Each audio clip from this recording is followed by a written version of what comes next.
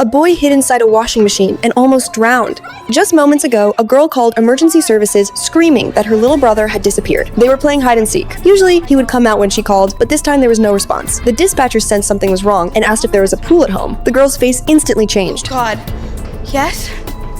Go check. She rushed to the pool, but luckily her brother wasn't there. The dispatcher then told her to check every possible hiding place, including the attic and garage. After searching everywhere with no luck, the dispatcher remembered she had mentioned folding clothes and asked if she was doing laundry. When she said yes, she told her to check the washing machine. The girl opened the door and found her brother trapped inside. Worse, the machine was running. The door wouldn't open. After learning the brand, the dispatcher quickly checked the manual. It said unplugging the machine should unlock the door. She immediately pulled the plug, but the door still wouldn't open. The water inside kept rising. Seeing the boy was about to drown, the dispatcher told her to plug it back in.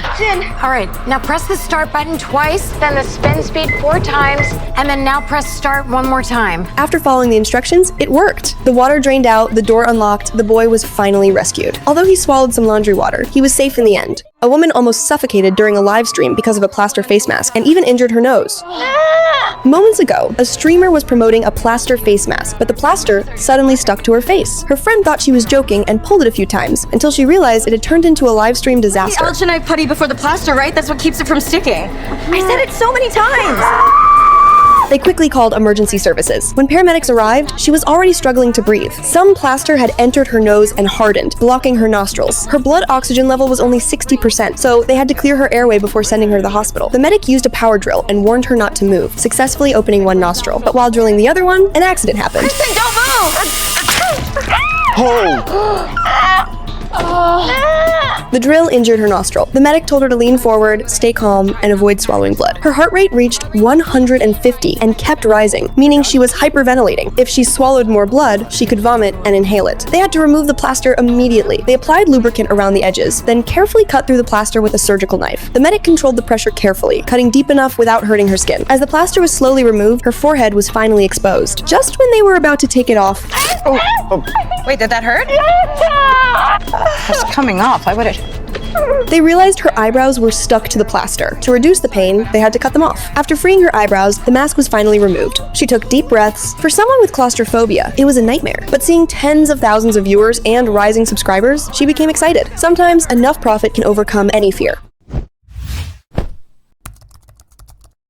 Do you believe a potato can prevent pregnancy? After believing an online rumor that potatoes could work as natural birth control, a girl actually inserted one inside herself. Even worse, she left it there for over a month, until today, when she developed severe lower abdominal pain. The paramedic discovered that the potato had actually started sprouting. She advised the girl to go to the hospital, but the girl refused no matter what. She warned her that the pain was caused by tissue adhesion. The sprouts had attached to soft tissue, which could cause bleeding or even become life-threatening. But even then, the girl still refused to go. She said her mother would kill her if she found out, begged the paramedic to remove it right there. Seeing her pain and rising blood pressure, the paramedic hesitated, but finally decided saving a life mattered more. Little did she know, this decision would almost destroy her career. Right after the potato was removed, the girl's mother arrived. After hearing what happened, instead of worrying about her daughter, she immediately blamed her for embarrassing the family. The paramedic tried to explain that kids make mistakes. Don't tell me how to parent my child.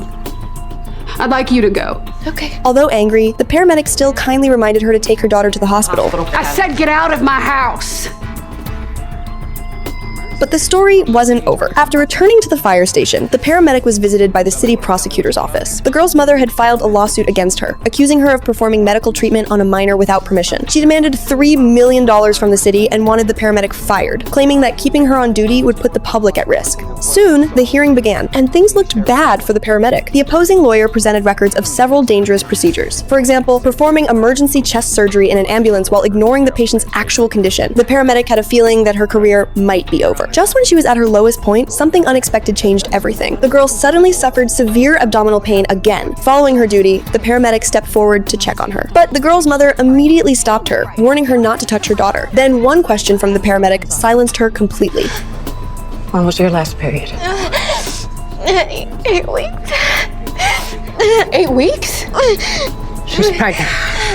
I think this is an ectopic pregnancy. What is that? It's when a fertilized egg implants outside the uterus, and I suspect she's bleeding internally. Need to get her to the hospital now. The mother finally realized the paramedic wasn't making random claims. Her daughter really had a serious problem. Luckily, the paramedic discovered it in time, saving the girl's life. The surgeon told them that if they had arrived any later, the girl could have died from severe internal bleeding. After everything that happened, the mother finally felt guilty and withdrew the lawsuit. Sometimes, even saving someone's life can bring unexpected trouble. When there's no danger, the biggest danger might be dad. As a farmer, this father believed driving a tractor was something his child had to learn. His daughter wasn't really interested, but she couldn't refuse her dad's enthusiasm. Before she even knew the difference between the gas and brake pedals, he let her start driving. Because he believed hands-on practice was the fastest way to learn. He only told her to release the throttle after the tractor had already picked up speed, but she didn't even know where the throttle was. Don't swerve! Watch out for the bird!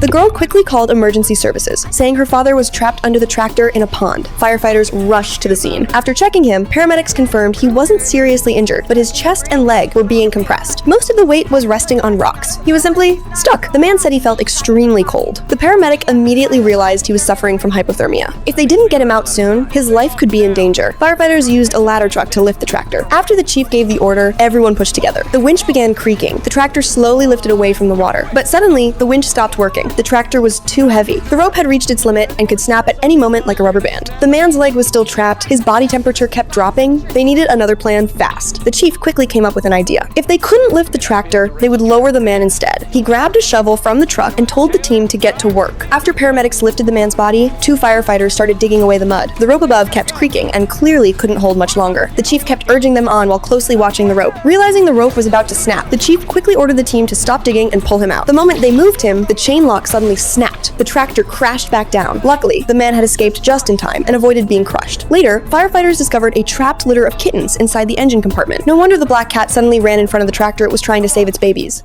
A silent emergency call came in. Once, twice, 3 times. The dispatcher was certain someone on the other end was in danger, but the supervisor responsible for efficiency ordered her to hang up the call. In her opinion, it was more likely a misdial or a prank, wasting valuable resources. However, the dispatcher had years of frontline experience, which gave her a sharp instinct. Something just didn't feel right. Nobody's there. Hang up. If anybody's there, hit a button. I hear you.